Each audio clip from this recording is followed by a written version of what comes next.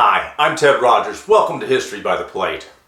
The 7 Years' War, fought from 1756 to 1763, was actually the first global war, the first world war that we ever experienced. It was also a war that changed the balance of power in Europe, as well as significantly changed the systems of alliances within Europe. Also, again, it was the precursor to the U.S. war for independence from Britain, as well as the French Revolution. Now, who would have thought that with all of these important accolades attached to it, the 7 Years' War is also what was responsible for one of the most popular condiments used around the world today. It was the first great maritime battle of the war, as the French and British fleets squared off against each other in the Battle of Minorca, a small spit of an island off the coast of Spain. The British had controlled the island since the War of Spanish Succession in 1708.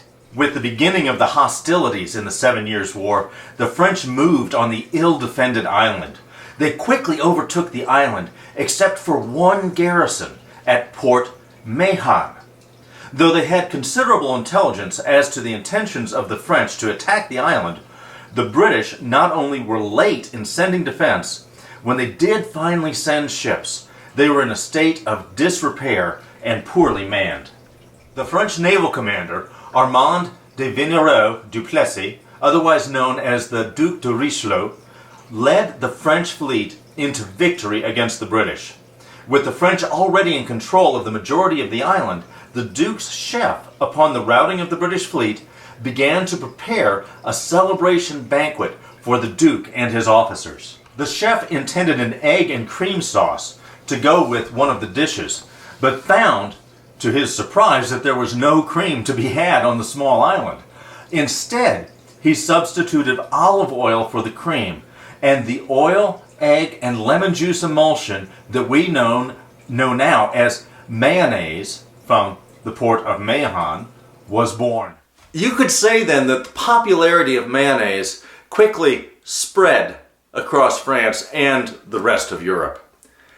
Though made in many a home kitchen in the United States, mayonnaise was not commercially available here until 1907, when Amelia Schlorer began selling her mayonnaise used on salads at her family's grocery store commercially. It was not, however, until after World War II, with the advent of large-scale grocery stores, that commercially made mayonnaise began to outstrip the production of homemade mayo.